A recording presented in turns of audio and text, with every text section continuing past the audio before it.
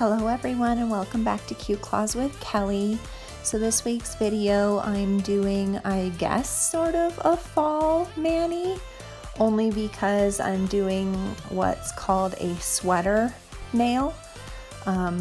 So the sweater nail, that is a look that looks like a sweater, you know, that it's raised kind of the way that some of the sweaters are stitched, and what it kind of resembles is the way that you would sugar a nail using, you know, gel top coat and then pouring the dip powder over and then curing in the lamp. Except with a sugar nail, you do the whole nail, and then with the sweater nail, you're basically just using a nail art brush to kind of paint the design in the gel polish, and then the powder is just sticking to that little design that you put on the nail. So anyway, that's what we're doing today. I did recently order some new things. So I have these nail polish bottle holders, I should say. And then I've got this Mia Secret clear acrylic powder. So I've seen a lot of YouTubers use this as their clear powder, and they really seem to like it. So I just wanted to give it a try. So I was able to find the bottle holders as well as this Mia Secret Clear on Amazon. So I'll link everything down in the description box. So I prepped the nail like I always do, and then did the primer, the Rossi primer, and then just going in to build up the apex a little bit here. And I didn't want to bore you with that by showing you it on every nail, but what I did is for her length, I decided just to dip into the powder 3/4 of the way. And when I brushed the base on, I kind of stayed away from getting the side walls. And then now with the second dip, I'm gonna go in all the way up to the cuticle and then dip again. So again, this is building the apex and giving the nail strength. If you have longer nails, then you probably would want to do like go halfway up and then 3/4 and then all the way to the cuticle. So it just depends on what your needs are for the length of your nail and how much strength you want to provide it. You could also do this dipping just in your color, but I do this in clear because I want to protect the nail from the color, because some dip colors do stain, especially the darker ones. And then also, you've heard me say before that clear acrylic or clear dip powder rather, it is stronger than the pigmented dip powder. So that's the other reason why I build up the apex. And this is just one way of building the apex. There are many ways, and in an upcoming video here soon, I will show you a different way of doing that I think I like a little bit better for some reasons, although it takes a little bit longer. So I'll wait to get into that with the next video.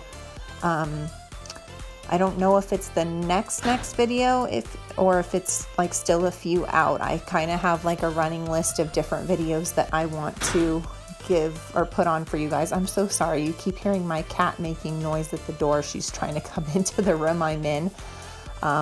So sorry for the distraction there, but so I am going in with this this Rossi Snow White color on 2 of the nails, and these are going to be the accent nails. And this is a mani that my daughter picked for herself. So I think I've also mentioned that before, that she comes up with all of her own ideas. Sometimes she, you know, just kind of has her own thoughts, and then sometimes she's inspired by, you know, things that she sees on the internet. And then, you know, like this particular one, I was the one that recommended that we do the sweater nail, because I had never done that before, and I wanted to give that a try now that we're kind of getting into the fall a little bit. But she was the one that picked the white and the gray. So I'm going ahead and doing 2 full dips of the white, and I don't think I think I do show you both dips just because it's these 2 nails. And then I'm going to cap these in clear and activate them before I move into working with the dark gray color, just because I don't want to risk contaminating these stark white nails with the dark dip powder. So I'm gonna let you finish watching me get these two nails done, and then when we move into the gray, I will pop back in.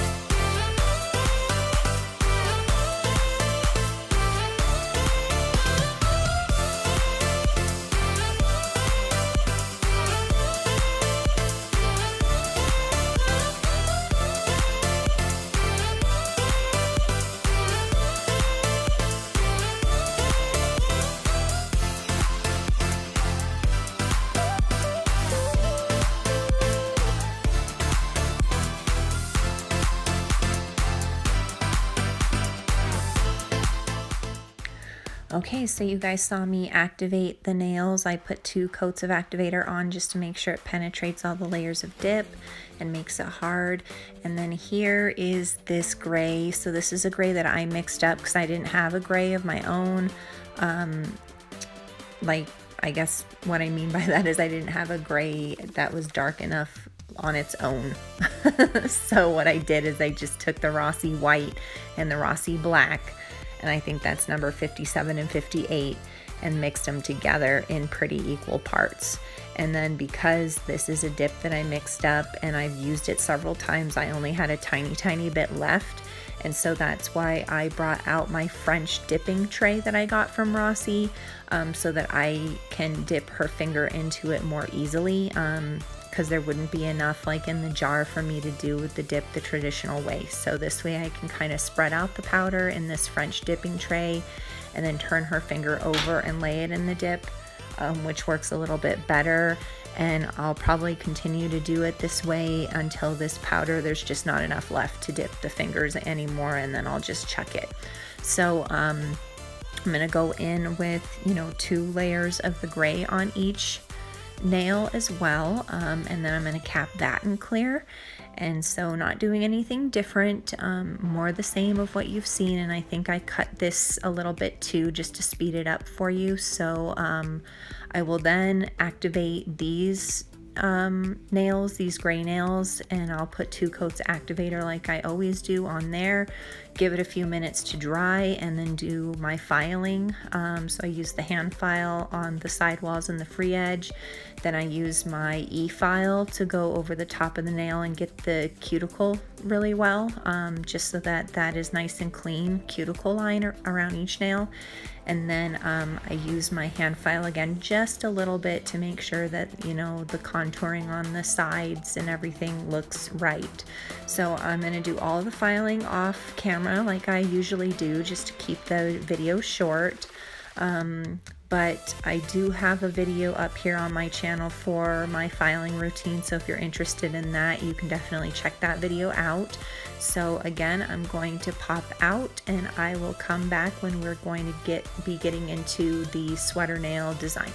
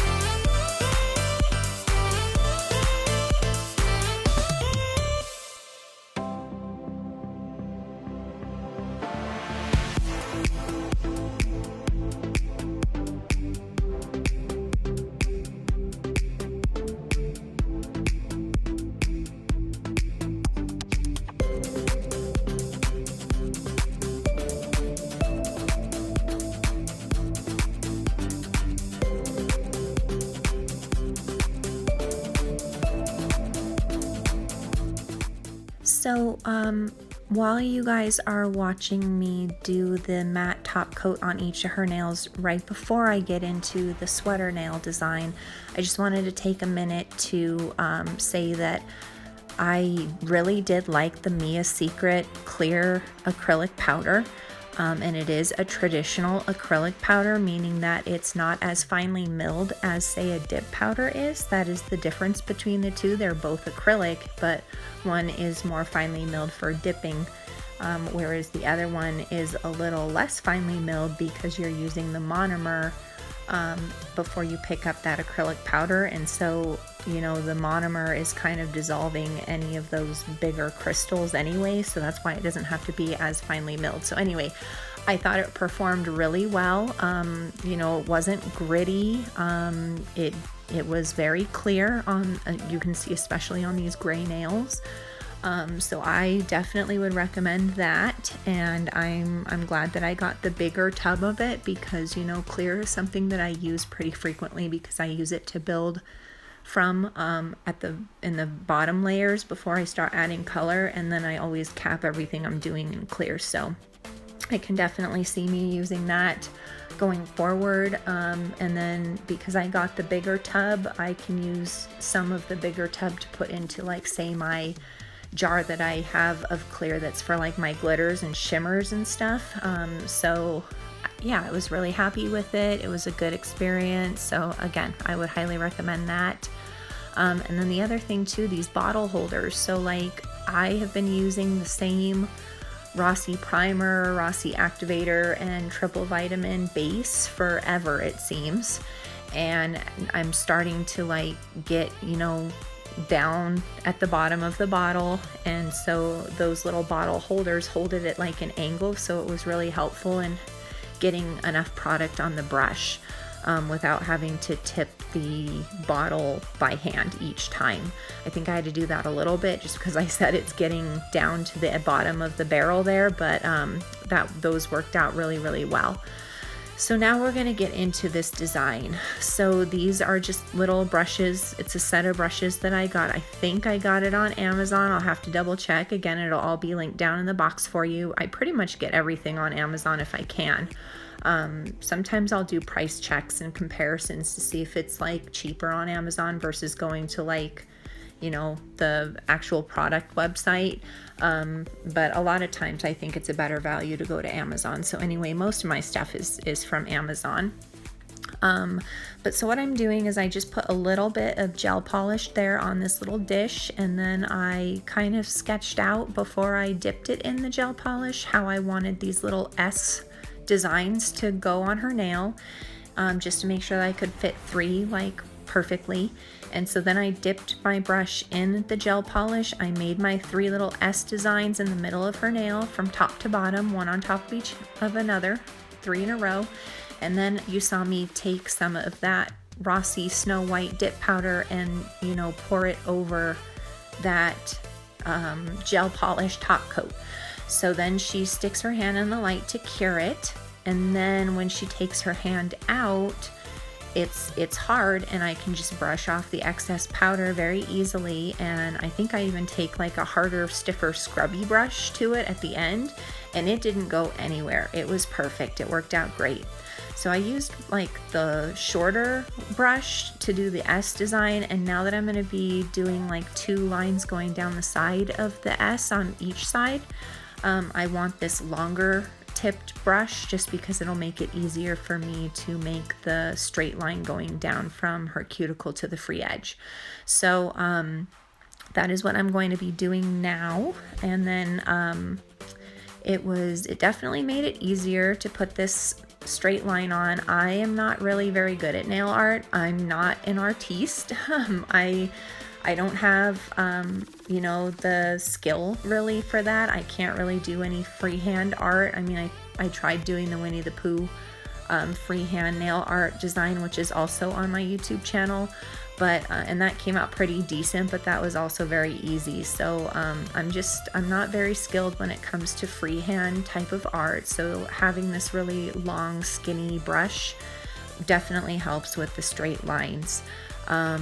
And so I would definitely recommend, you know, getting this set of brushes. It just makes it a little easier for, you know, a simple design like this. And, you know, really, I don't see myself really getting into a lot of freehand art, just because I suck at it. I just don't have the time really, or the energy to try to get better at that. So pretty much I do simple things, and then I like use stamping plates for the complicated stuff. But you could see there that I ended up wiping it off, and I wanted to keep that part of the video in just to show how easily it was to wipe right off, because I didn't really like the thickness of the lines. I know it's kind of hard to see because I'm doing white on white, but I didn't like the way that the thickness of the lines was. I wanted it to be a little bit thinner, so I just wiped it off, and you can do that as long as you haven't cured it, obviously. So I just wiped it off quickly. It all came off perfectly, and then because I had previously cured those little S's, those didn't go anywhere, and so now I'm just going back in again to try to get the lines a little more thin, and I was happy with the way it came out the second time. So then I had her go back into the lamp and cure for 60 seconds, and then all was well. So that little design, the sweater nail, there's like a whole bunch of different ways that you can do it. There's definitely more complicated ways than what I did, but you know, I had fun with it, and I thought it was very easy, and it came out looking really cute. So she wanted to have some, oh, here's the cat again. She wanted to have some jewels on her other white nail as her second accent nail. So these are Swarovski like crystal type jewels. So the deal with these is that you cannot put a top coat over them. So some of the jewels, it doesn't matter if you top coat them because, you know, it doesn't do anything to the integrity of the shine on the jewel. But these ones, because they're like that holographic, rainbowy, like crystally look to them, if you top coat it, it's gonna like, you know, basically take away the shine of it. So I usually like to top coat my crystals because I don't want to run the risk of them popping off, and I don't like it when they get caught in my hair because I have long hair, my daughter has long hair. So I usually do top coat them. And then for these ones, because I knew I couldn't, I know there's a whole bunch of different like ways, different products I should say, where you can do the gem, getting them to adhere to the nail. Like there's like a resiny type stuff that you can put on, and then it's followed by like a spray that dries it. I don't have anything fancy like that. So what I did is I just went back in with the matte top coat, put it all over the nail, got these gems up onto the nail, and I was very careful that I didn't have an accident where I accidentally like would drop the gem upside down to again ruin the integrity of the shine. And then I pushed them all into place, and then I had her cure that. And then you'll see in a second that I came back in with my little pink tiny brush, and I just kind of went around each gem with a little bit of the matte top coat just to make sure that we were getting around each one really well and underneath each one really well to make sure that they would hold on tight, and then you wouldn't have any gaps for like it really to get stuck in the hair. And that worked out really well. And I felt like I did a pretty good job not touching the crystal with it so that it didn't compromise the shine. They were still plenty shiny. And then I think that it was close to the 2-week mark that she was at where she just had a couple of gems that she had lost. And, you know, that's pretty good, you know, losing a gem after around the 13 or 14th day mark, because then it's time for her to, you know, redo her mani anyway. So no big deal, but this technique definitely worked well. And then the Swarovski crystal gems, I really liked them. I thought that they complemented this look really well, just with that rainbowy like shine, that shimmer that they have to them. So that was all that we did for this nail. So just the 2 accent nails, and then, you know, like I said, I'm calling it fall-ish just because it's a sweater nail, and, you know, sweater, fall, it makes sense, right? And then she had the dark gray color on there too, so that's another kind of fallish thing for me, because we've been doing like pretty light colors the whole summer. So I'm going to let you guys just watch me getting this finished up, and I will pop back in at the very end so that I can reveal the finished look to you guys.